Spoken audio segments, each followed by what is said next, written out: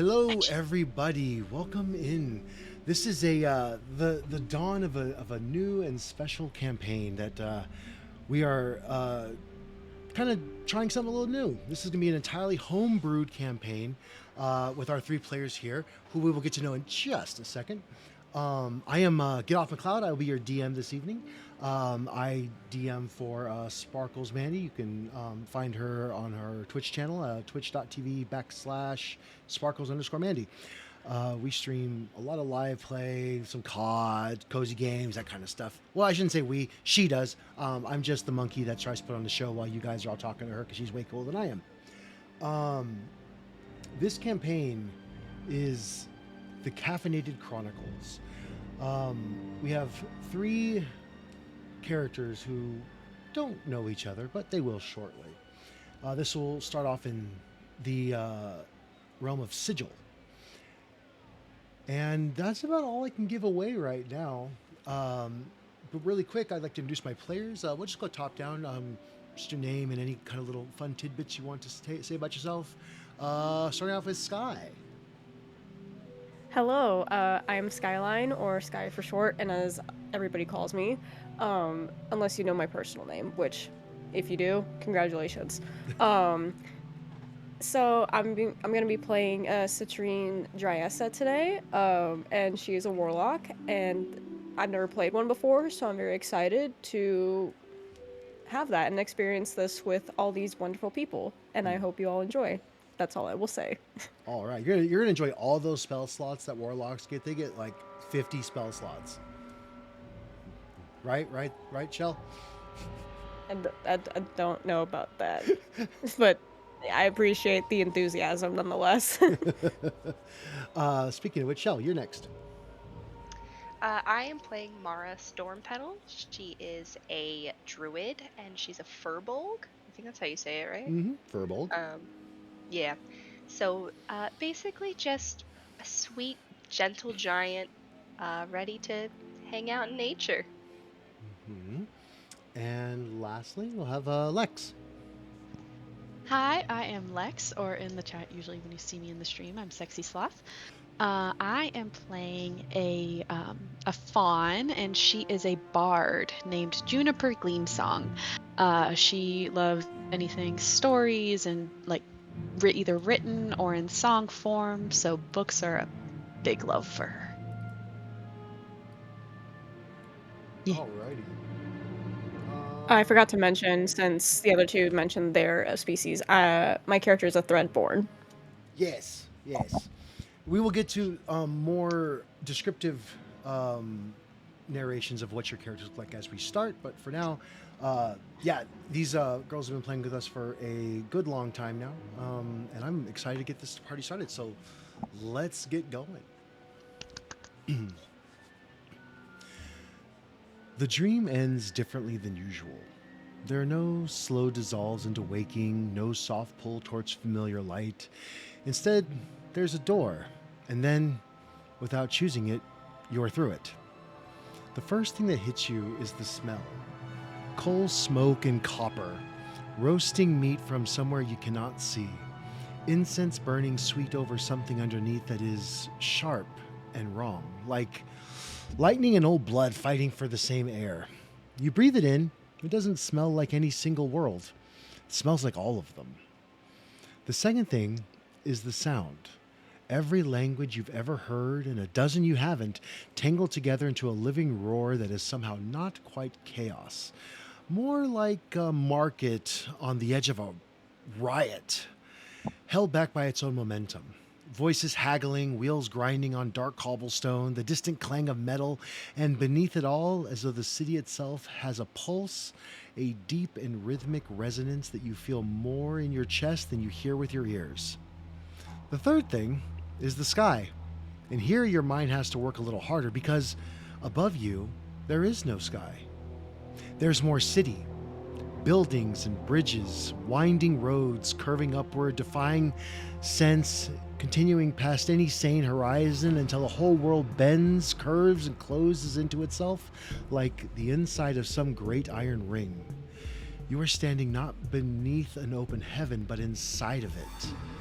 The city wraps over itself. The city has no edges. You cannot fall off the edge of Sigil because Sigil has no edge. It folds back on itself forever, and what hangs above your head is simply the other side of where you stand. This is the cage, the city of doors, or to some, Sigil. And you're here because something brought you here. A portal, a bargain, a desperation, a choice you did not fully understand when you made it. That reason is yours, but the reason is the same for all of you. Two of you are standing together at the mouth of a narrow street in the lower ward, and you are very, very far from anything you've ever known. The buildings lean close overhead, their stone blackened by centuries of torch smoke, their facades studded with doors.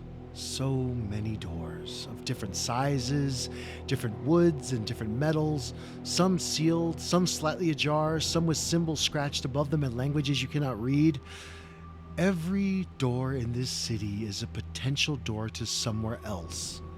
That is the miracle and the danger.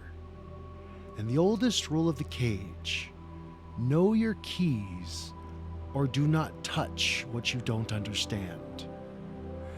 Around you, life moves without any interest in your arrival. A woman with slate gray skin and 4 arms brushes past, her arms full of bundled scrolls, eyes fixed on nothing but her destination. A pair of creatures that might once have been human argue loudly over the price of something in a hanging cage that moves on its own. A child, too tall, too still, eyes catching the firelight the wrong way, watches you from the doorway, then turns and vanishes. No one stares. No one makes room. Sigil does not make room. It has seen every kind of being from every corner of every plane, and it has long since stopped being impressed. You, however, you are new here. Somewhere deeper in the city, a bell tolls. Not the hour, something else. And then, faint beneath the noise of the ward, you catch it. The sound of someone running, hard, fast, the slap of boots on wet stone growing closer. Whatever brought you here, whatever brought you together in this place, in this moment, it is not done bringing things. The city breathes. The city waits. To give you a bit of knowledge as to what Sigil looks like. Externally, Sigil looks like this. You are at the precipice of a many thousands of feet of a needlepoint mountain, hovering just over it on an axis. You are in what is I think it's called a torus, kind of like a rhombus, but it is a sphere fully encapsulated into a circle. If you were to open the sphere, this is what the city looks like. Oh. Ever populated. No space is left unused. The view from the city is very odd. As you stand on the road in front of you, you see buildings and edifices, people, and then it seems to just incline upward in an arc like this. This very large arc until you're looking up and you're following it. And as you're looking straight in front of you, you see the other edge of the floor, which is more city going up and up and up.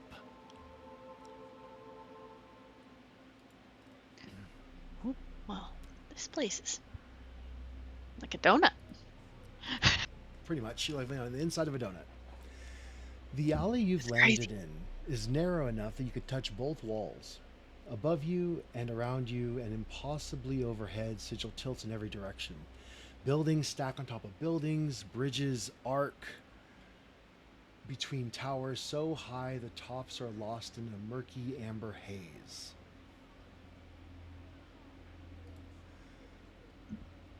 Creatures you don't have names for push past the alley mouth. A woman with ram's horns arguing with a floating skull, a child selling what appear to be bottled screams. Something with too many elbows moves like water along the causeway. The ground is slick. It smells like coal and cooking grease and something faintly electrical. Somewhere nearby, a pipe is releasing steam in short, rhythmic bursts. A chalk mark on the wall next to you. A door frame with an eye drawn in the center of it glows faintly and then goes dark. Juniper and Mara, you are together. You don't know each other, and you don't know why. So we just kind of appeared here. This is like the moment that we appeared here, just above the table, wondering. Yes. Okay. So the last thing I remember is kind of being where I was, and I'm gonna look up and be like, well, this isn't the Feywild. Oh, I'll look up. Hi, who Oh, are hello. you? I'm Mara. And you are? I'm Juniper. It's nice to meet you. Do you know where we are? I have no idea, but I am, not accustomed to just showing up in places I don't know. I tend to wander. I don't. I mean, showing up in places I don't know is kind of known for me as well. I've done it a few times. I mean, being in the Feywild is a little bit like that, but nothing like this before. I've never even read anything like this. This is. Is there anything, like you said, there's people like arguing around us, but is there anywhere that I can anyone that doesn't seem super busy or anything where I could just go up and ask them where we are around us? So as you look around, you see that the area around you, it kind of has a pulse to it. The buildings are, I wouldn't say run down, but they definitely are not very well cared for. There is, I would say you're dropped, like the style of foot traffic here in the alleyway is basically one or two people passing by every couple minutes. So not very heavily trafficked. But as you look towards the mouth of the alley, you can see a bustling group of many peoples going back and forth of different types of races and species and what have you. Imagine that you're in an alleyway looking out into Times Square around lunchtime. Oh, why don't we find someone and ask? Maybe get our bearings a little bit. And she's gonna run out and kind of skip a little bit. She's very flowy with her movement, and she's gonna find someone and be like, "Excuse me, where happen to we be?" So Mara's just trailing behind her, like, well, I guess I should watch out for this one. as you make your way towards the mouth of the alleyway, it seems a mere 100 feet away, not very far. But as you get about halfway there, a white, flat-faced figure in dark robes walks by you, and as you grab his arm and kind of ask what you're saying, or however you were to approach him, I don't think you said you touched him, but you talked to them. No, I just kind of approach someone, I wouldn't say uncomfortably close, but she gets up to them and she's like, "Where are we? Would you mind helping me out? We kind of just appeared here and not really sure where we are. I'm Juniper." The creature looks down at you. He looks like that.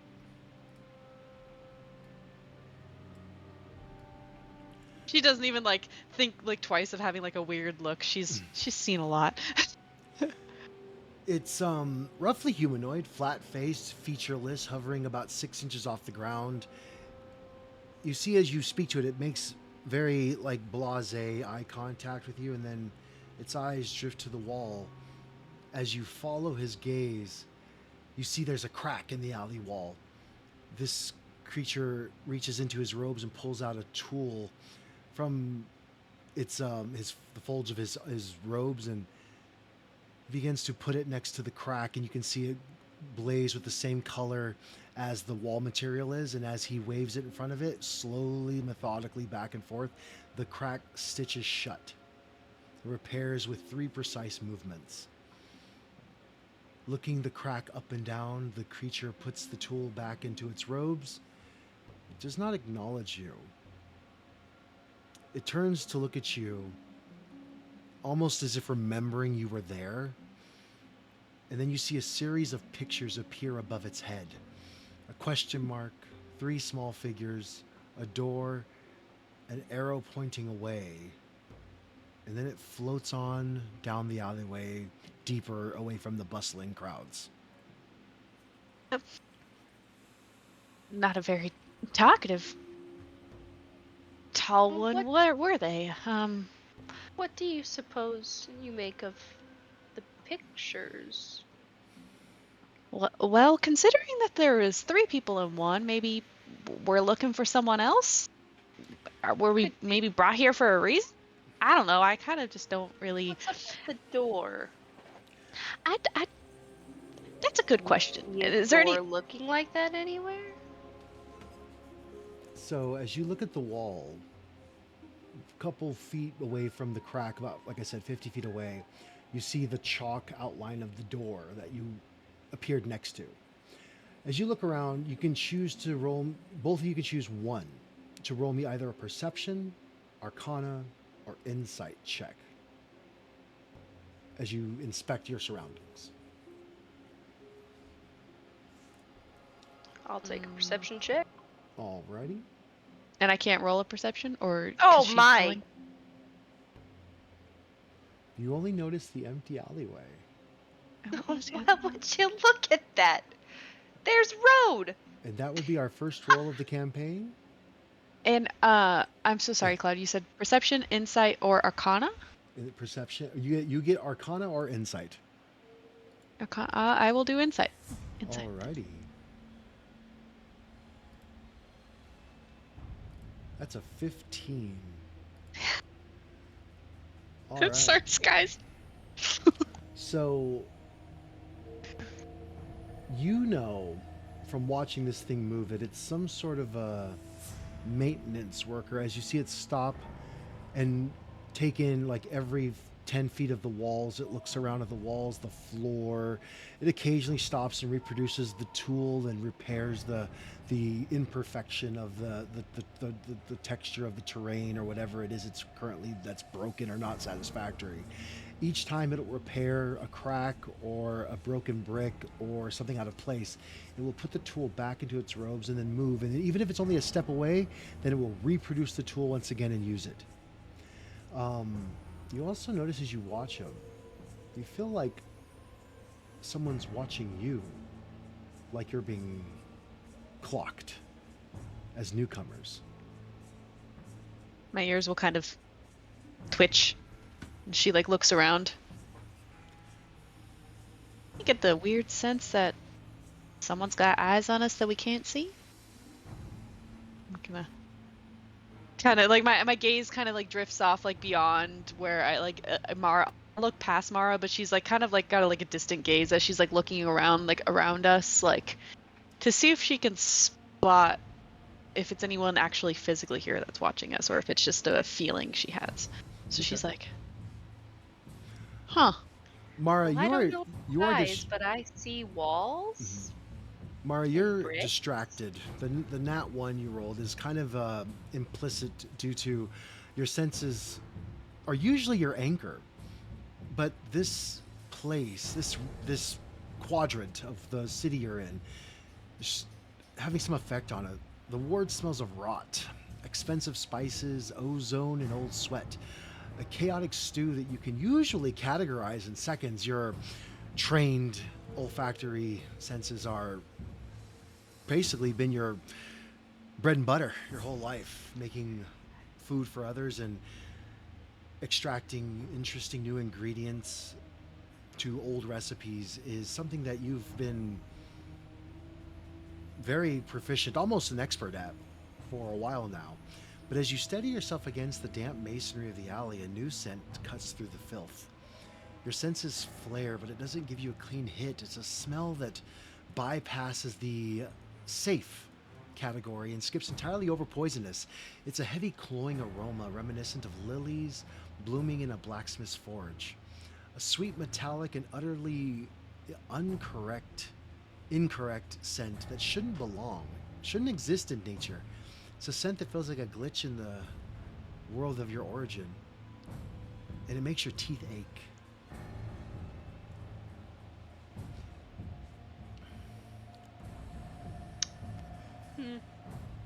Not sure how I feel about that smell.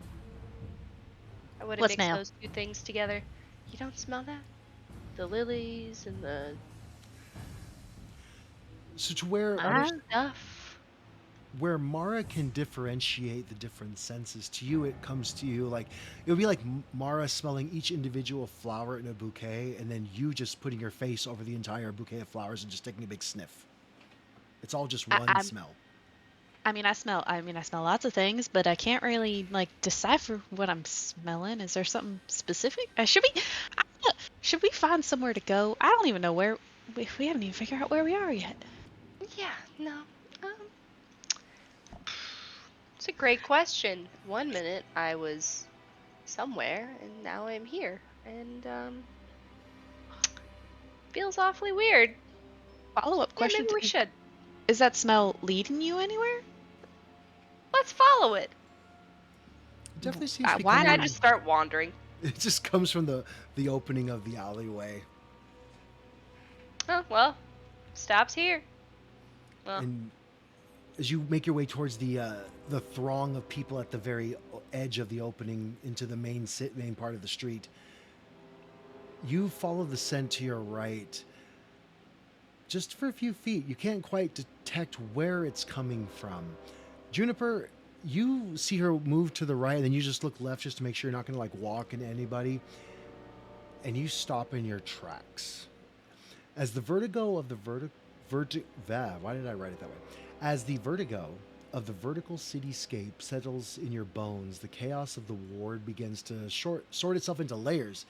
There's a tiefling hawking genuine, with air quotes, deva feathers, angel feathers.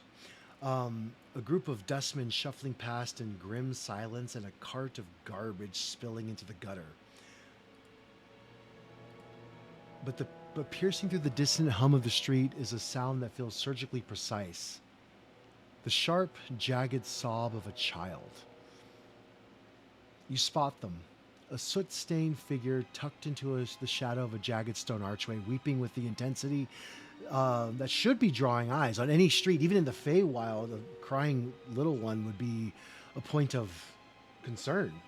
Yet the flow of the crowd moves around the child like water around a stone. Merchants step over their outstretched feet without looking down. A group of armored mercenaries laughs loudly, their cloaks brushing the child's head. In a city where everyone is looking for something, it's as if this specific grief has been rendered invisible to everyone but you. Oh, that poor thing. And I'm gonna go up to him and kind of like kneel down. Be like, "Are you lost, little one? Do you need any help?"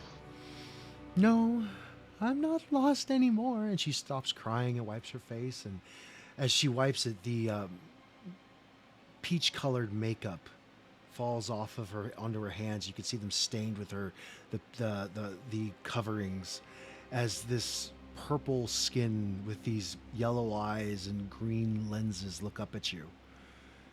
But you found me. Thank you. And she disappears. What? It's well, wasn't that just a little creepy? creepy. The poor thing was sobbing. Well, What a little if trick it that she can pull. stopped and disappeared, you don't think that's creepy? Things Seen just worse in the Feywild. disappearing? Oh,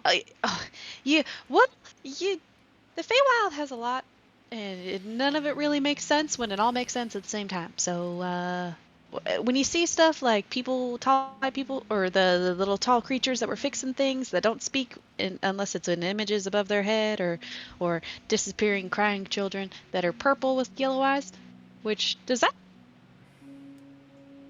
trigger anything for me? But then she just goes, it's all pretty normal. Shell, roll me a d20, please. Not a 1. Very good. Ooh. There we go. Being a furbolg and having some tie into the Fae, you have a base knowledge of the lore, basically what you probably currently know. You shall, knowing of the Feywild. And so you're a little familiar with this place that Juniper's talking about.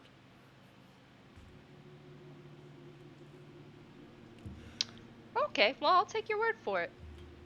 Losing the scent of whatever it is you were following, and both of you start to look around at the scenescape in front of you, and it looks like this. At the end of the alley, the street opens into a square, a market of sorts. Tarps strung between rust-stained poles, crates stacked in precarious towers.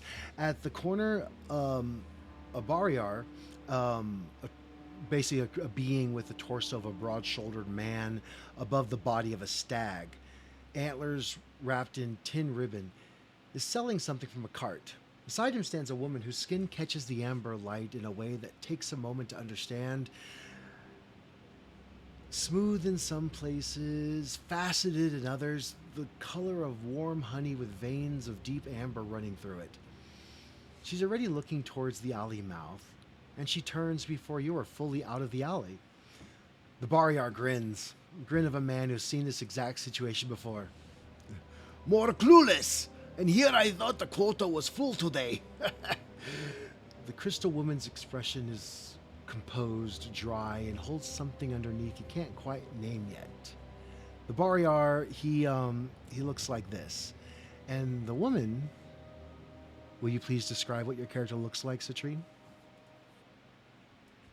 Absolutely. So she is about medium-sized, and she passes off as a human, but the closer you look, the more that you see on her arms and her shoulders, and eventually, like, pretty much up to her neck almost, is this crystal, this multicolored, mostly yellow, but there's hints of orange and a slight tinge of blue and purple of crystal just outlining her body.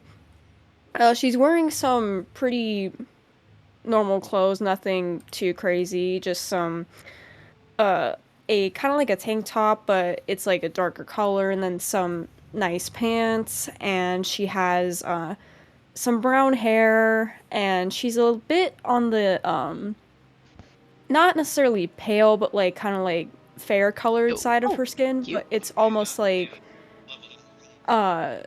her face kind of almost doesn't match the rest of her body, almost like a doll.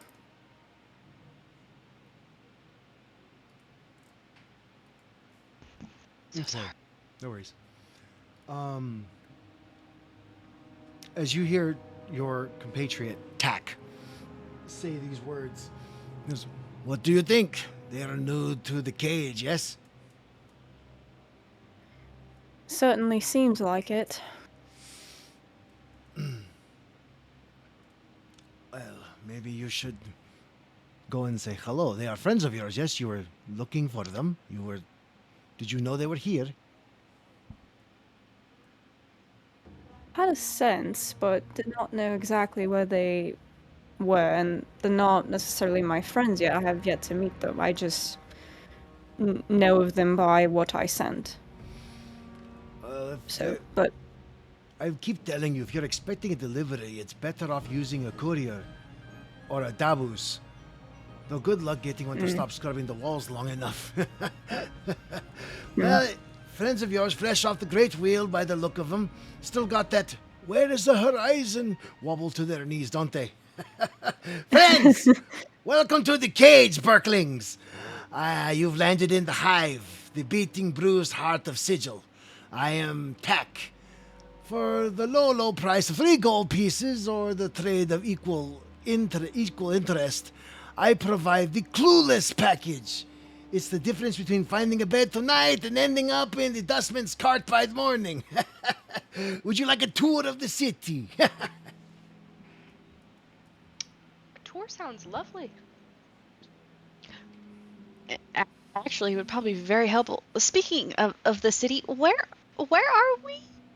I know you said we're clueless. Pretty much. We ran into some tall folk that was fixing up a wall, and I asked them where we were, but not very talkative except for in pictures.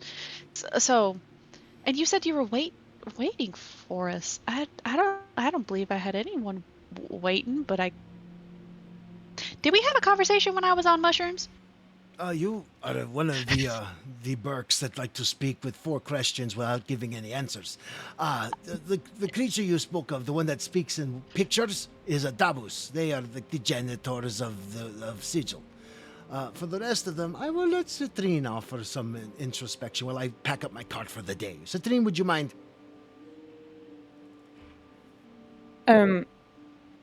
Yes, what, sorry, what are your names? Oh, I'm Juniper. It's a pleasure to meet you. I'm Mara. Juniper, Mara and real quick. Juniper. Okay. Juniper, will you please give a description of what your character looks like? Oh, yes. So Juniper is a fawn. She's got these very much a lot more like deer-like features, same with like the nose, and she's got these long like soft ears that flow out of her brown hair. 2 horns that kind of curl back on her head slightly, and rounded glasses on her face. The dress she's wearing is like an off-the-shoulder kind of like white flowing sleeves with like a leather brace like bodice, like for like kind of armor, like in a sense. It's like strapped around her. She's got a backpack on her which looks like it has maybe books peeking out of, or pages, and a lute strapped to her back and a pan flute on her hip, and just kind of like a pep to her step. A couple weird looking flowers that don't look like they're possibly from here, kind of like sticking out of her, probably from the Feywild. And she's got a little bit of a wild look to her, but more so just like dainty and like she's just very happy. Like she's got a little skip to her step when she's talking to people, and yeah. Awesome. Thank you so much. And then Shell. So Mara looks like, I mean, she's pretty tall. She's got this really light blondish hair that's almost got like a little bit of a purplish tint to it. Her eyes are like bright green. She's got these she's got flowers in her hair, flowers and vines kind of wrapped around. All of them are different. Some of them are dried, some of them are fresher. You can tell she just picks them up and adds them in as she feels. She tends to wear very earthy colors, and she smells like what rain smells like when it's coming in. Very, like, just fresh, but, you know, it's very mellow. She's got this kind of mellow vibe to her that's just, you know, she's not gonna start anything, but she looks like she could finish it if she has to. When you say tall, how tall? Furbolg can be anywhere from 6.5 to 8 feet tall.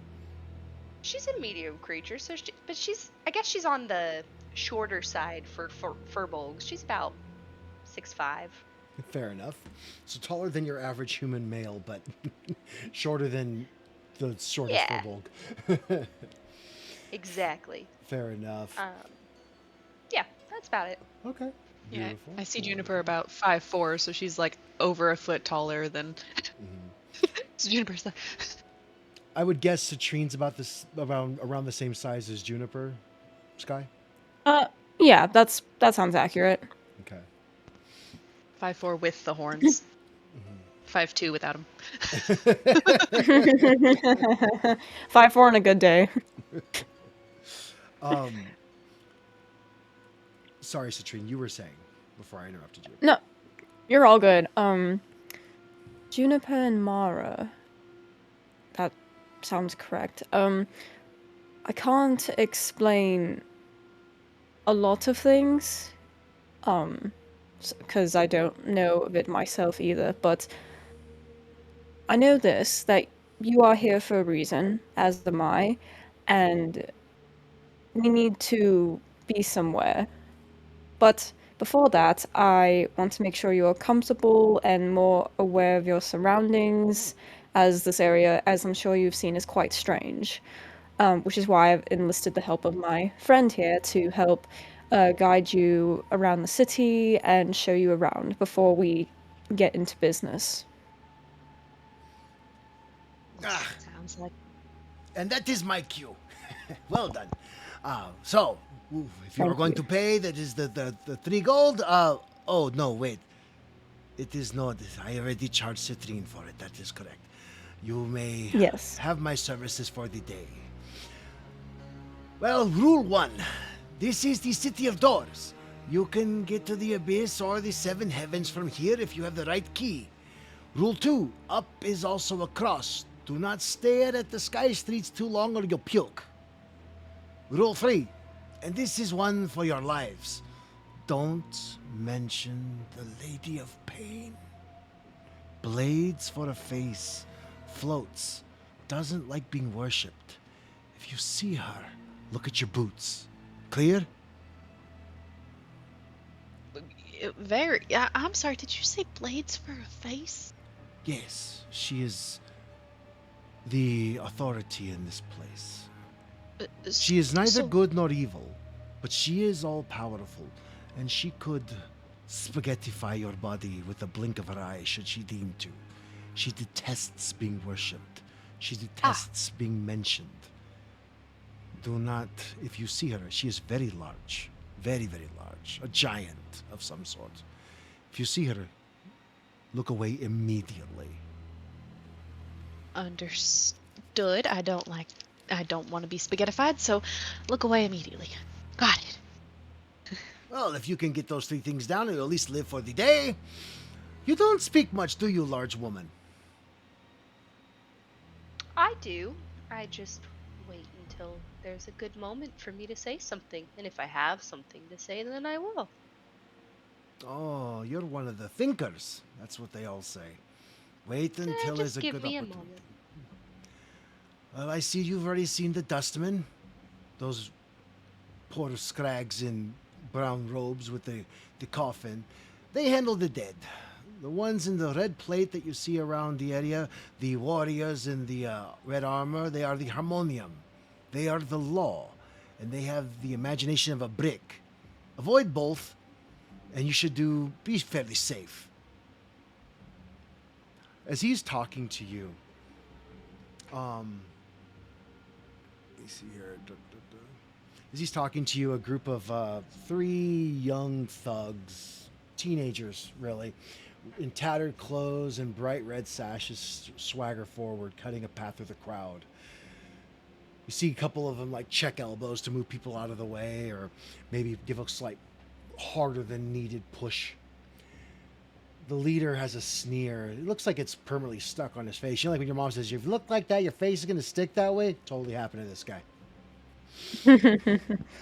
On his shoulders, you see 2 rats with exposed, pulsing pink brains twitch their whiskers in unison.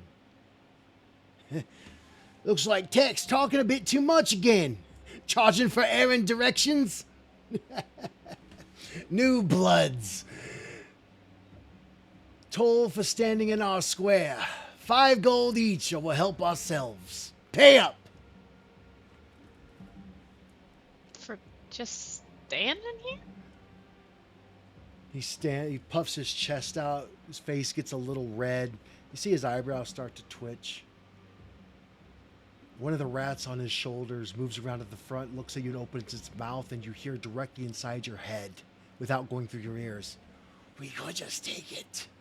The one in the middle is frightened. It sounds pleased about this.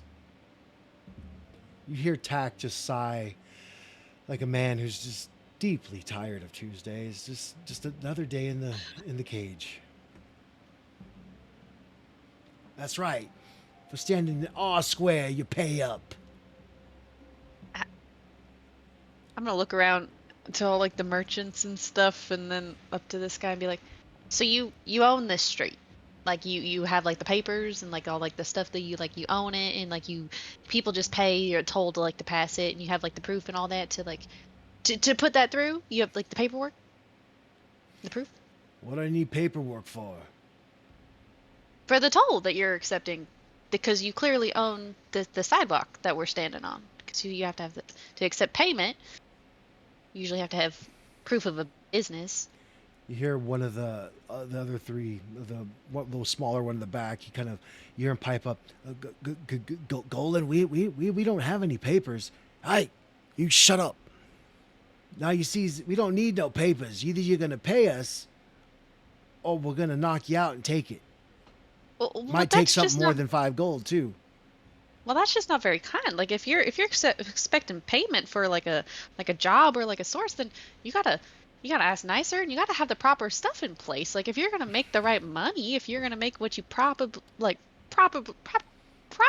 earn, then you gotta earn that. Like, so if you ask like a performance from me, or like that's another way that I can ask you for money. But I mean, if you're asking just people to give you their money, that's never gonna go well, sir. That's not very kind of you. You gotta have a job or some way to earn their money from them.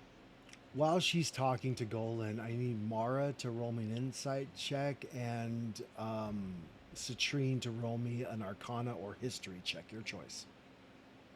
And plus, if they find out that you're accepting money from people without a permit and the proper like papers for your job that you clearly have, like you own this sidewalk, that could be real bad for you, sir. And I would never want that to happen. No, I'll use guidance on this check for myself, and I'll do Arcana. All right.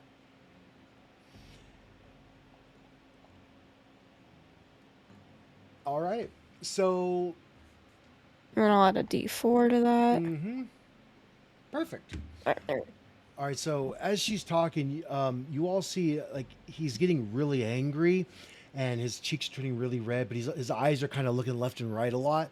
Mara, you get the sense that he's scared too, but he's kind of trying to keep up a tough face for his rats and his crew.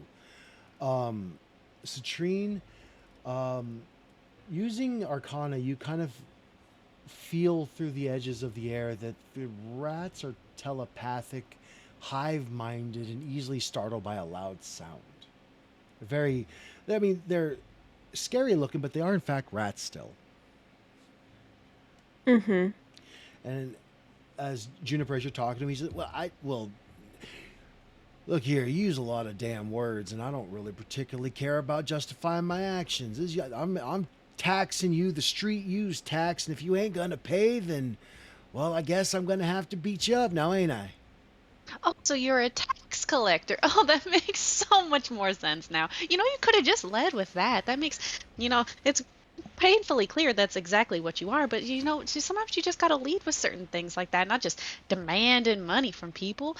See, I've been to a couple different places. The Feywild would not like you, sir. Just fair warning, if you ever went there and you start demanding things from people, that's how you get yourself turned into a frog. As I'm like dishing through my bag, and I chuck out an acorn and like a mushroom and like little things as I'm like looking for my gold. You hear behind you like this raspy sound, this and you look out of the corner of your eye and you can see Tack has his hand over his mouth and he's laughing. I lean into the guy and I'm like, what do you seem so squirrely about? What's going on? Squirrely? I ain't squirrely. I ain't scared of nothing. I'm just here trying to collect. Well, I'm not. That's okay.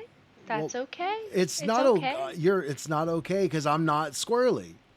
You seem like you're just a touch afraid of something. You can talk to us. It's okay. As he denies his squirreliness, I'm gonna immediately. I forgot to mention, but I'm walking with the staff. I'm gonna immediately slam it down as hard as I can and try to make as loud as I possibly can. Roll me a strength check. Okay. It's not a heavy one. Not a big one. May I use guidance on this as well? You may. Okay. Strength. Ba-ba. An old moldy mushroom flies out of my bag and hits one of the rats. I'm like, oh, I'm so sorry about that, dear. That did not mean for that to hit you. Oh, I'm so sorry. Lex, roll me d20.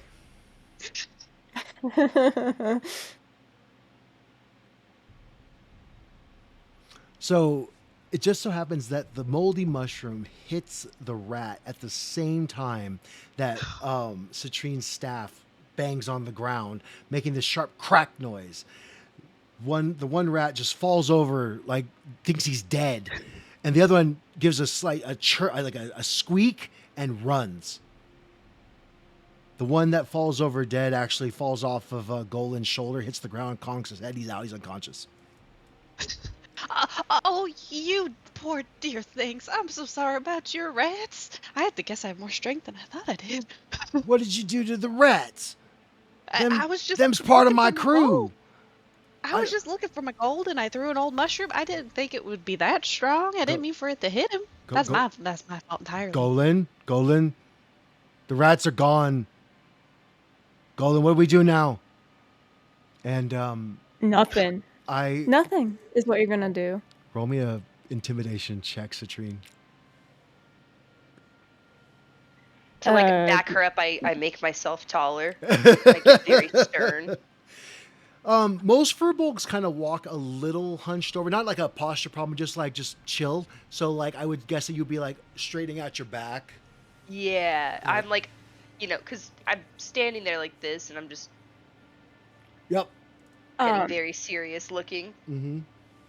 If I may say a couple things before I roll this check to cool. So she says at first, nothing. You're not gonna do anything, actually, and she's gonna walk closer as Mara's backing her up with this to the main man in charge. He's about 16. You're not gonna. You're not gonna do anything. And she whispers, unless you want a certain lady after you. And then now I will roll my intimidation check with Guidance. Okay. Jesus Christ, this poor teenager. You see the sweat start to beat on his forehead, and his chest gets very flushed, and he, you wouldn't, it was just a couple gold. I didn't mean nothing. No. Let me finish, dear. Since you're still a bit young, and that's all right. You're not gonna come after me or my friends ever again. I don't care if we stand in your square or anyone else's. All right, are we clear? Crystal. You're funny. That'll get you far, hopefully. Now, bye-bye now. And the two. And before he... The two. As you lean in closer, you said certain lady, and the other two booked it. They left. So it's just Golan there. And as you're talking, you can see him start to shake and shiver. Okay, you got it. You were gonna say, Lex? I was gonna say, well, but next time, if you're wanting money from people, you gotta have a performance. Do something with those little rats. Have a little fun with it. They're telepathic. They talk in people's Juniper, dear. minds. Huh? Oh, sweetie, their performance is to intimidate people, and they didn't get very far with us. Well, that's what I'm saying. Like, you gotta have a better tactic if you want to get this stuff from these people. Like, you gotta have something that they want. So if you have telepathic rats, that's something that they want. So you put on a show with them. Maybe you'll earn a little bit extra coin that way. Don't need to harass people for it. As she's talking, he sticks his thumb into the knot of his sash and starts to undo it. And as he turns, yes, ma'am, understood. Thank you so much. And he turns to run, and the sash just falls to the ground. He does take a second to stop and pick up the rat that keeled over, and he runs. Thank you, and he runs. I have not seen any bar candle little thieves like that. I think you're going to do quite good here in Sigil. Well, sometimes you just gotta keep talking. Confuses them sometimes. Indeed, yes. I think I lost you a couple times myself. And I'm not known to not be a talker. Well, this is quite entertaining to watch. Thank you very much for the show. I think Citrine, I might give you a gold back for that performance. Well, thank you. I normally.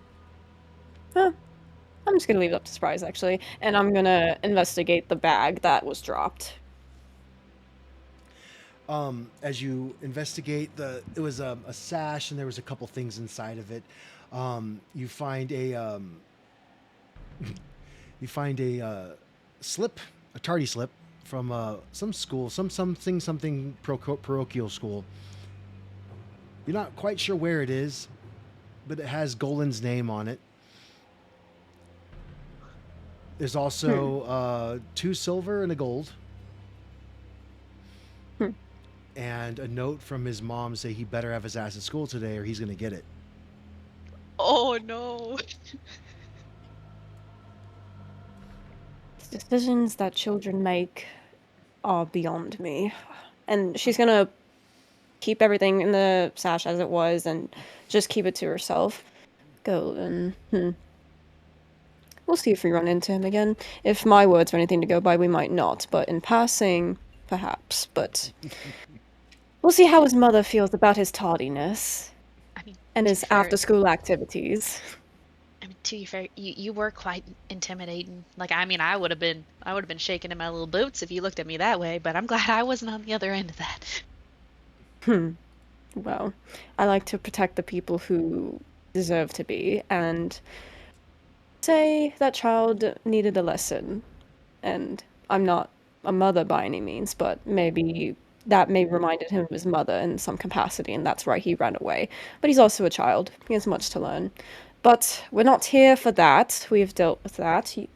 You both need to continue with the tour of this area, and now we should have no further interruptions. Am I right, Hack? Well, I will do my best, but you know how this place is. Everything that can happen will happen. It is the magic of Sigil. the This is true. the boredom is never present for very long.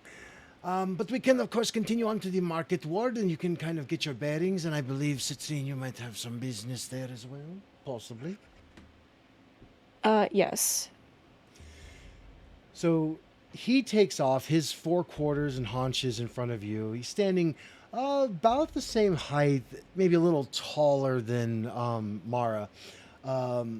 You notice that his hoof steps don't make much noise being cloven. They are a little bit more padded than a standard like centaur's feet.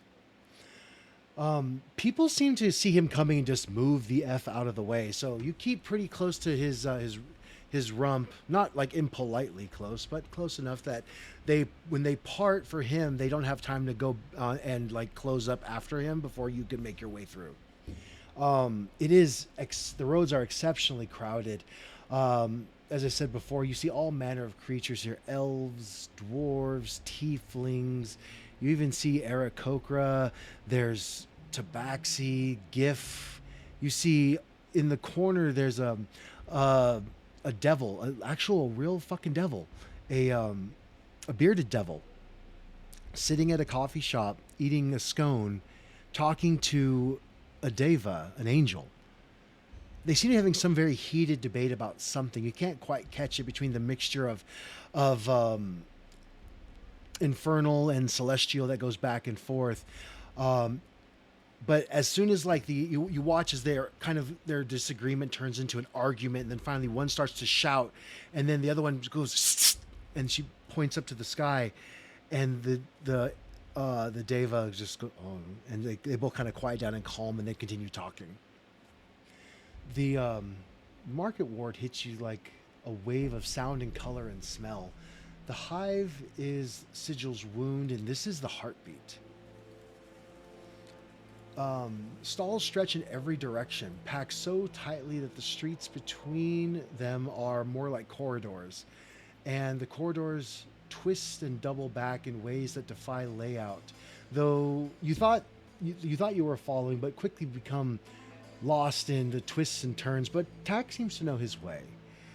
Above you, the city's familiar impossible curve continues. You can see the bottom of the bazaar at the far side of the ring. Tiny with distance, and for a moment it looks as though the merchants up there are standing upside down, going about their business without noticing. And then as you try to focus up focus up closer, you each start feeling the pang of your stomach starting to turn, and you both look back on your plane and stop looking at the ceiling. And you, without turning around, Tat goes, "I told you, you'll puke." Oh, why does it feel like that if you look at that for too long? My. Ooh, you are not kidding. Someone not from Sigil would not comprehend the fact that I could walk from here back to here and walk on the ceiling, for what is now the ceiling, but is not the ceiling, and then back onto the floor, but it is not the floor. I'm from the Feywild, and you would think that it would take a lot to confuse me, but it definitely, You said this place was called Sigil? Sigil, yes. The city of doors, the well. cage. Well, this is definitely a first for me. I don't know about you two, but I look to Mara and Citrine, but hell, this is a first for me. In all my travels, I've seen nothing like it. It's quite beautiful. Trippy. I have to but beautiful. Every Used to I've love not been here nature. too long, This is, so this is all very new to me. Citrine, I believe you could be here for 100 years and it would not be for too long. The mysteries of this lovely plane are infinitesimal. Everything in this place is for sale as you walk by the stalls. Maps to planes you've never heard of, bottled weather, a singing sword that knows only one song and it won't stop singing it. Yes, it is bird is the word. Something something that claims to be the last memory of a dead god, sold for 6 platinum by a bored-looking halfling. A stall selling hot food that smells overwhelmingly of somewhere else. Somewhere warm, and something about it makes your chest ache in a way you can't explain. Is there any because you said there's food stalls, any roasted corn? And yes, I'm asking for elote. They had elote. She's letting her nose kind of follow her as she's looking through. She's looking for books, but also some sort of roasted vegetables of any kind, but preferably corn. She may even wander off from the three, kind of Let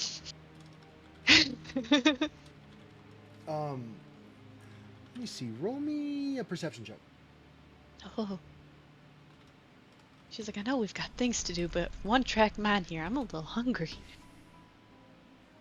Is it perception? Perception. I can't tell what that is. Oh, 6, 7. You stumble by a cart with skewered meats, another one with roasted vegetables that you can't tell. Your nose tells you that it's squash, tomatoes, and onions, but they do not look like squash, tomato, and onions. Finally, you come upon a small cart. It's basically a hibachi on a bicycle cart, and a little genie, air genie, so blue swirling limbs. He has corn on the cob skewered and over the flames. And he goes, "Are you hungry? Would you like an elote?" Oh, I would very much like a whatever an elote is. That sounds delicious. I love corn. She's fishing in her bag actually for money. Now, how much? Whatever it is, I'll take it. Anybody else want some elote? She turns around to the rest of the group. Me, please. I'll take 2. How about you, Citrine? quite alright, thank you though. And I'm sorry, what was the big guys? Tack. Cat. Tack. Tack. Tack. Would you like any? Oh no, I did not eat that. The ash of Gehenna, it just agrees with my stomach. Fair. So, just 2 then, please, sir. Oh, not a problem. You see him take off 2 ears of corn, and he opens up a vial with this light, creamy substance inside, and his ethereal coating. And then he has another box. He opens it. It says solidified Mount Celestial Light, and he sprinkles it on top. It looks like cheese. Then the ancho chili powder, which is labeled Ash of Gehenna, and the elemental fire is this looks like smoked paprika, and then he squeezes some chaotic neutral on it, which is lime, and then you're from Feywild, yes? Yes, sir. Ah, I give you the Feywild special. And Oh, he reaches into his bag and he pulls out these leafy greens and goes, wild growth. And he sprinkles it. It looks like cilantro. the best. Oh my gosh, I didn't think I'd be able to find any of this kind of stuff not outside home. Oh, this is amazing. Mhm. He hands you the two skewers. Enjoy. And please remove 2 silver from your inventory.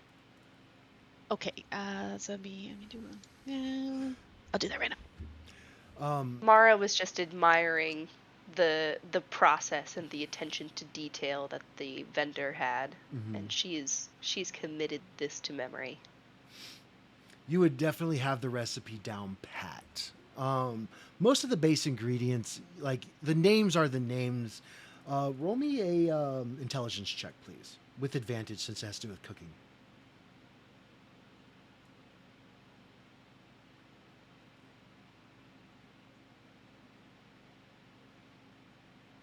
All right, 13. So you would gather that the names are there for more theatrics than for actual like source information. You in fact do recognize that the ash of Gehenna is actually really just ancho chili powder, and the elemental fire is paprika, and so on and so forth. You recognize the actual ingredients for what they are. As you bite into it, your thoughts are confirmed. They are in fact those things. It is very good though.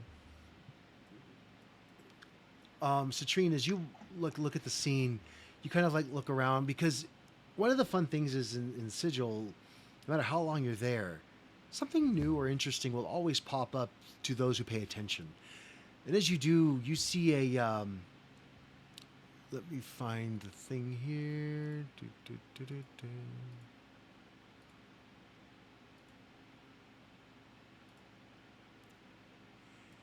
You see a Modron methodically counting a pile of copper coins.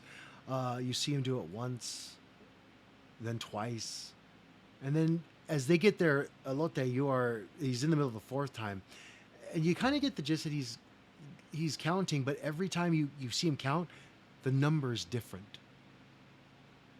It's bothering him, so he keeps counting. You also notice that there's a portal in the middle of the street, just a chalk-drawn door on the cobblestones. What is interesting, though, is that the thoroughfare of people, as they get to the area where the chalk-drawn door is, people step around it very carefully. And a sign next to it reads, "Key, a left boot worn, handle with care." Sorry, not left boot worn, a left boot worn, so a worn left boot. Okay. As you guys kind of munch and Tack takes a quick second to eat your food, you all look around. You see a small celestial creature, an Azamar child, sitting on a crate, crying quietly. She's lost. Oh no, not another. Oh, hopefully this one doesn't disappear. As I'll walk over. Go ahead. I said I'll walk over. Like I'm eating my thing, but then I'll be like, oh no, not another, and I'll walk over and see if anyone notices me. Just kind of walk off. They all seem to watch I've you. been keeping an eye on her very closely, considering the first time like this happened was shortly after we met, so I gotta gather she just does this. So I just kind of trail after her. She just walks. She'll see anything she's like, oh, what's that over there? As you walk up, she looks up, look at you. She's just crying, and she's like looking around the myriad of people passing by. Hello, darling. Is there anything I can help you with? Are you lost? Hi, my name is Marvea. I lost my mom. She's an angel, and I don't know. She was here, and we were looking at these scepters together, and then I turned around and she was gone. Well, Morvea, that's a beautiful name, and oh, well, that just can't be. We gotta make sure we find you your mama. Can you tell me what she looks like a little bit? You said she's an angel. I assume she's got beautiful wings.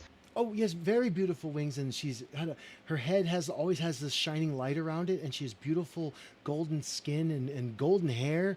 Well, more platinum than golden, really, and these long flowing white robes with this blue like robe sash tie thing on it. She's very pretty. Um, she was. She brought me here from Mount Celestia. We were just gonna go shopping for the day, just her and me, while Dad was gone, because Dad's a human. He can't come here. So we we thought we'd have a nice mommy daughter day, and I messed it up. I got lost. Oh, that's no such thing. Getting lost is an accident, darling. Don't blame yourself for that. Let's see if we can find your mama. And I'm gonna get up and turn around and look to everyone else and be like, anyone seen a celestial, a beautiful angel recently? We gotta look for this little one's mama. She's a little lost. Can't have that. I'm just looking around trying to see if anybody matches that description. Roll me a perception check. Oh, sorry. Go ahead, Sky. No, you're fine. Well, first of all, before I say what I want to say attack, that robot that was counting the coin, I want one. So precious. It reminded me of Wally, and I'm like, Oh my I God. want one. No, they're so cute. So yeah, that little guy was precious. But as that question is brought up, Citrine just looks up to Tack and it's just, I don't recall seeing anyone of that description. Tack, have you? It could be anywhere, but we cannot leave the child here. That is not safe. This is the, well, it will take some time. Maybe we all split apart and we look, and maybe we can find them fairly quickly. I do not want to leave some little child alone in the hive. Never would do that. Okay, let's see what we can get you, darling. Are you hungry? Maybe we can get you something while we're looking. No, And I'll just make sure she stays calm. I'm not hungry. I just want my mom. Absolutely fair, darling. What if I don't know how to get back to Mount Celestia without my mom. Well, Planar travel is not something I can do. She does it. Well, here's the thing. Well, right now we're not gonna think too far ahead, all right, darling? We're gonna make sure we find your mama. Your mama's not gonna leave here without you. She's not gonna go anywhere without you. So right now, I guarantee you she's just as panicked looking for you right now. So what we're gonna do is we're gonna remain calm and we're gonna stay together. And we're gonna stay here just in case she comes back immediately. Do you remember exactly where you missed her? You said you were looking at staffs. She could just be going around there looking for you, unless you haven't wandered too far. No, I kind of lied. So like we were looking at tiaras, and then I thought that they were boring, so I wanted to go look at the staff. So I walked over here, and when I turned around, Mom was gone. I shouldn't have left. She told me not to leave. I'm sorry. Maybe she's around. She did say that she needed to check with the apothecary. Is that the right name for it? The potion maker. Something about powdered radiance that she needed. Well, that is a great place to start. Let me see. Tack, did you know of any apothecaries nearby? This little one says that's kind of the direction her mother was going in. There's only one apothecary that's worth a damn nearby here, and it is Xanthus. He is interesting, but not rude to children. Okay, well, we can always, I mean, you could head in that direction if we maybe wanted to have one of my friends stay here and keep an eye out for your mama, and that way they know where we are. And if you feel more comfortable looking for her with us. Tack looks at you three and is, I will go. I know where it is. But I believe you might have business there at Citrine as well. Why don't you three accompany me? We will take the child. I will take it on my back. Would you like to go for a ride, little one? Yes, yes, I would. Would you let me? Of course, of course. Anyone, anything for the lost child of Sigil. We treat you the best. Would you please put her on my back so she may grab on and ride? Of course. I go and I pick her up. I got this. Oh, Very probably easily. smarter. I think you can reach a little bit better. She, like, as you put her on, her legs like wrap as close into his sides as she can, and she holds on to like the fur, and he's like, he looks to you, Citrine. He goes, "We would not want them turning into the little one. It's best we all go. Yes." No, I absolutely agree. Splitting up, I don't really agree with. So yes, they should come with us. Actually, Very good. Now to Xanthus. We shall go. Follow me. Stay close. We do not want two people looking for their mummies today. And he starts to walk. You get the idea that he's this jovial kind of a guy who's probably not always on the right side of honesty, but he has a good heart. You know, he can't let bad things happen to kids. That's not okay. Fair enough. Hey, people gotta get by. You gotta make some money somehow. As you get towards the shop, it takes about 10 minutes to walk through the crowd, and you guys finish off your snacks and deposit it into one of the trash cans, which is very, very clean and empty. And as you deposit your cobs into the trash can, a Darvu's comes by and quickly uses his little utensil to whisk it away and clean out the trash can again. They're really, really on it. They don't miss a thing, do they? Very efficient. I very much like that. As you get to the shop, there's a large sign in front of it, but before you see the sign, you notice this this creature. Let me see if I have a picture.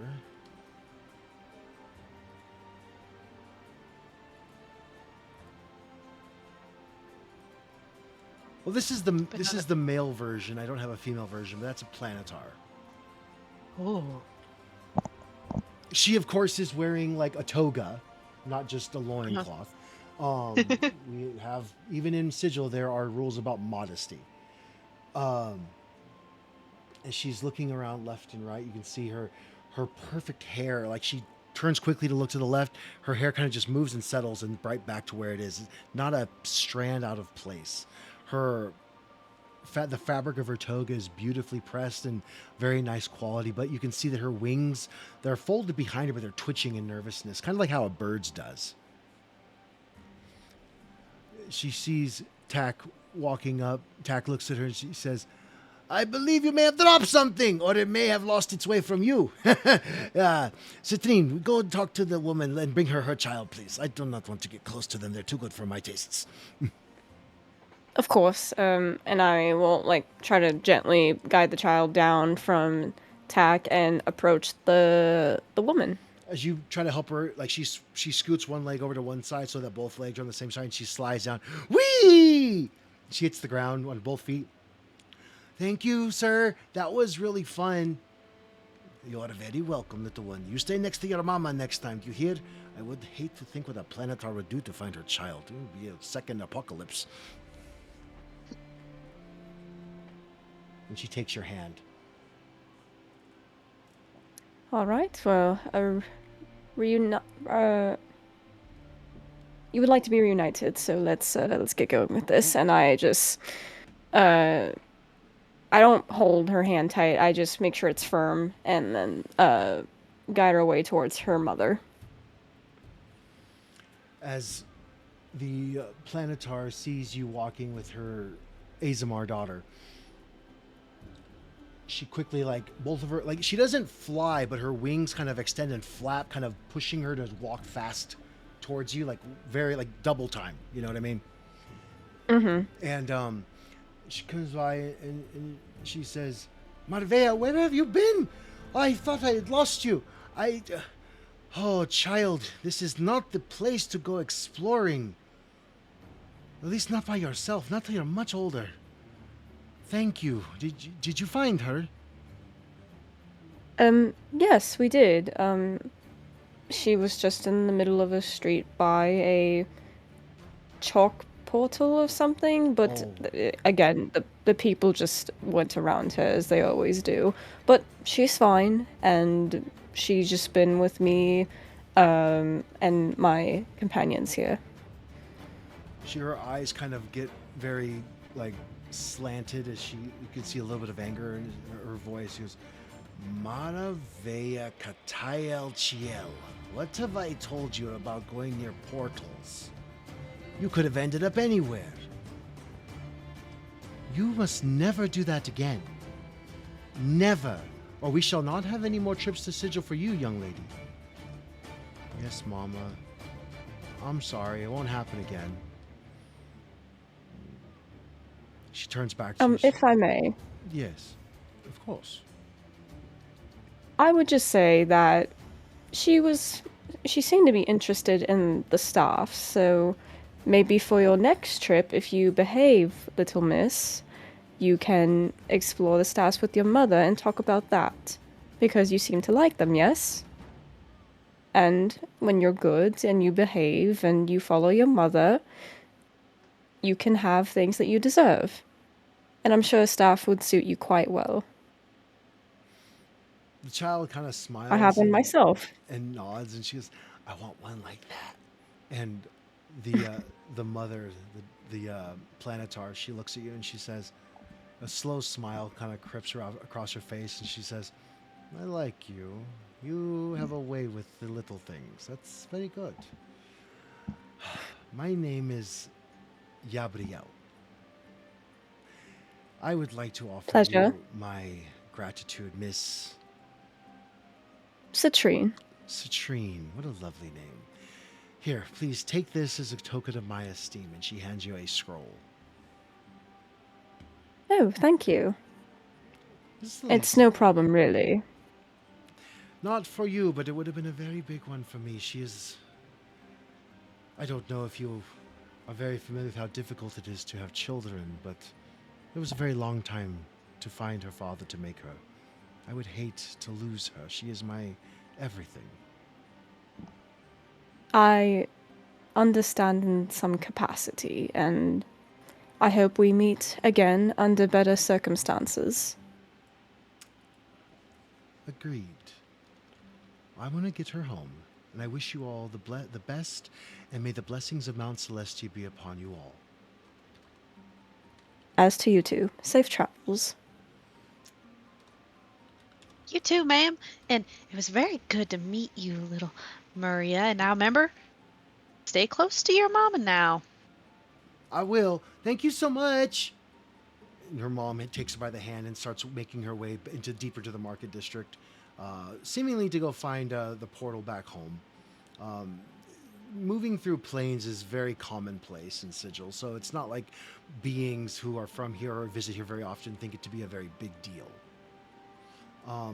Citrine, the scroll you have, as you open it, is a scroll of lesser restoration. Very nice. Very useful. So I put that in your inventory for you there. Thank you very much. As you look at the sign on Xanthus's behind you, it's the sign reads, Xanthus the Incombustible. Alchemical supplies, rare components, nothing illegal, and then in parentheses, on Tuesdays. The smell from inside is extraordinary, sharp and sweet and slightly smoky, like something perpetually on the edge of catching fire.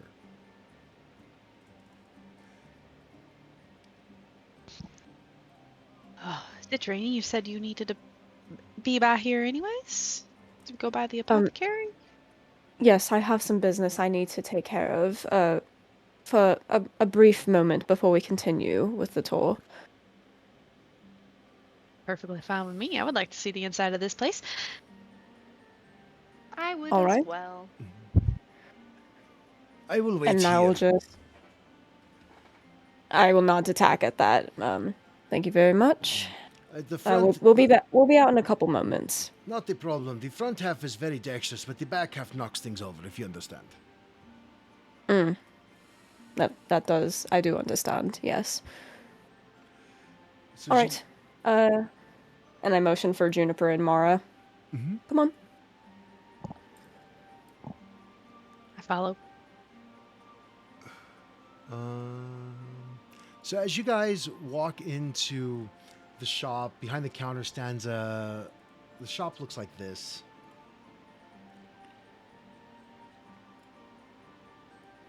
Very lots of bottles and components, things that look odd, smell weirder, and some of them you can't even identify what they are or what they could be used for. You see the preserved head of a pit fiend in a very large glass case on the centerpiece. It's a frightful looking thing, but next to it are these dried feathers, coatl feathers they're labeled as. They have the horns of an almirage, and then underneath it goes, these were given the consent was given to give these, basically, is what it was saying. Behind the counter stands a man, looks like this. He looks up at you without expression. He sets down whatever he was measuring, not quite making eye contact, but more just acknowledging your presence in his store. If you are here about the rat, I didn't do anything, and it was already mostly ash when I found it.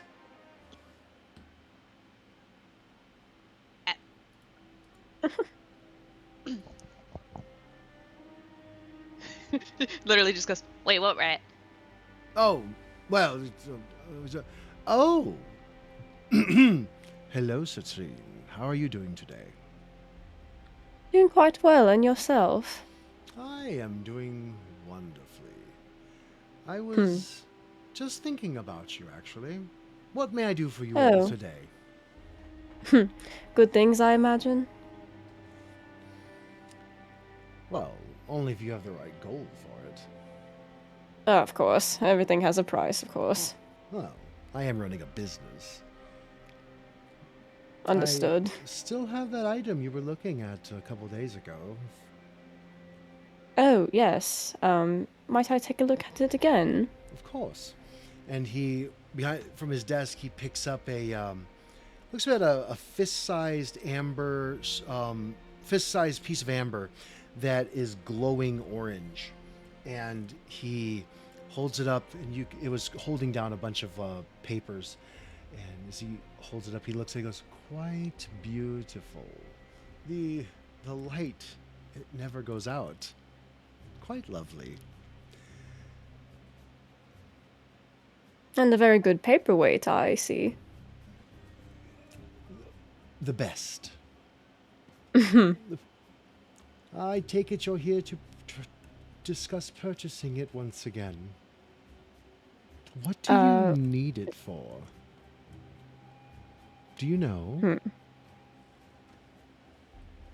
Above the table, do I know? Because I am just a tad bit confused. You would know that there are 3 components to the wandering kettle that you need to collect. This is Gotcha. one of the 3. This would be the hearthstone. You had found the wandering kettle in the Clerk's ward 2 or 3 days ago, and it was intact but bereft of any magic life. There was nothing in it. You quickly found that there were the 3 components that were missing, which would be the hearthstone. It needed ironwood legs, and it needs the badger brass knocker. Right, okay. And you had been in here 2 days ago looking for the hearthstone, and you saw that Xanthus had it, but he was not quite prepared to sell it to you at that time.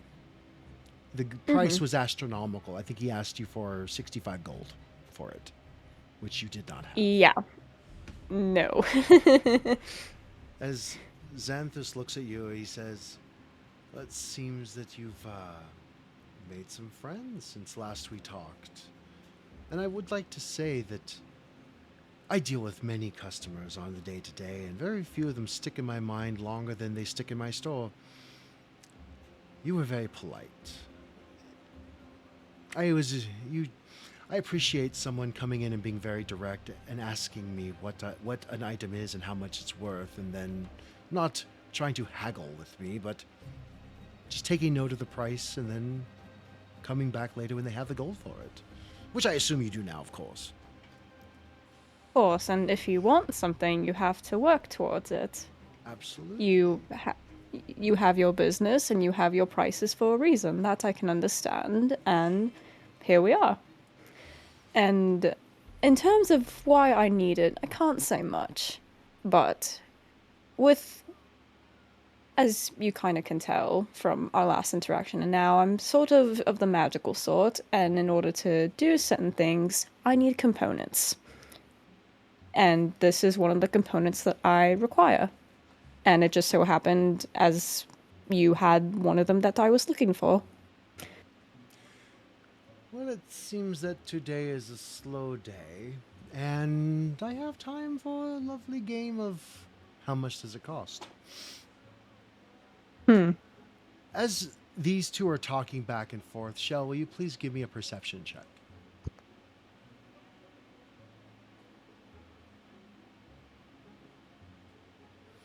As you're walking around, kind of like fingering through the items there, touching the things that don't look dangerous. In fact, Xanthus is very helpful in the way that the things that are dangerous have a little like tag of fire next to their name on the price tag, so you know not to touch them. But you do notice that one of his stored components has gone bad. Powdered dragon's liver. It's supposed to smell of vinegar, and it smells of rot. Excuse me, sir. Well, as I said, the price today will be 15. Yes? So sorry to interrupt. I just wanted to let you know that this component you have on your shelf is unfortunately expired. And I didn't want you to sell it and have your good name tarnished. Oh, that is very kind of you. Yes. Thank you. The dragon's liver is gone. Okay. I will replace it. Would you do me a favor, please, and just bring it to me, and I will just dispense of it. Sure thing. So I was saying 15 gold. The price is 10 gold. Lovely. Well, just so happens that my new endeavor has given me some rewards, so otherwise I wouldn't be back here in a soon amount of time. Well, I So- understand why you're here. And he holds the hearthstone in his hand, kind of coyly. But why? If you told your friends why you need the stone or what you need it for, could be some nefarious purpose that only devils can help you with. Fortunately, I haven't gotten to that part yet. We just had to rescue a child from whatever could have happened to her, and also disband a group of thugs that tried to tax us for being in the streets. It was quite hilarious, actually. Oh, Golan is such a pain in the ass. Please tell me you gave him a good kick in it. Not a kick physically, mentally. Now that's what I do. Oh, those stick around a lot longer than a bruised butt cheek does. Exactly. I pull my nose from whatever book I'm reading that I picked up from my shelf up, and I look up and I'm like, yeah, all you gotta do is just keep talking. Sometimes it really just confuses the kids, and then it just keeps them going. But then, just a case of events, there was a lot of stuff, but it was pretty funny. Their telepathic rats were so cool. And I go back to reading, or trying to read, or I hope, or whatever book I picked up. So the book you're reading is written in primordial. You can't make out the words, but it does have pictures of wizards raising elementals with magic. Oh, to take the time to cast that spell, it takes 10 minutes, but I mean, I would love to sit down and read whatever this says. It's kind of cool. How much for this book? That book? Well, it's just the knowledge. It's not actually the spells, so maybe 25 gold? Well, not very lucrative at the moment. Would you be able to do 20? I'd be able to do 25. Well, I may have to come And back for this okay. one. Until What? He just said he doesn't like hagglers. And I might be saving you from more trouble than you'd be getting yourself into. If you lose concentration on those things, they attack you. Oh, well, I'll close the book, be like, I don't want things that are going to backfire on me, but thank you very much. I'll probably look at the other selection you have, and I'll move on to another. Maybe, Citrine, now would be a good time to tell them about the Wandering Tavern. The kettle itself, the Gilded Kettle, is not the most well known of things, but if they're going to be going into business with you, perhaps a story needs to be told.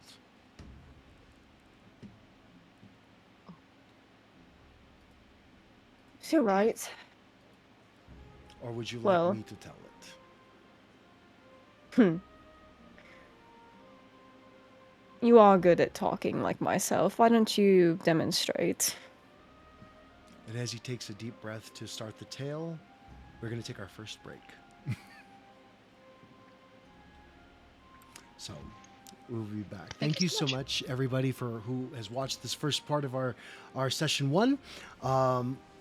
We will be putting the part 2 on YouTube as well in the following week.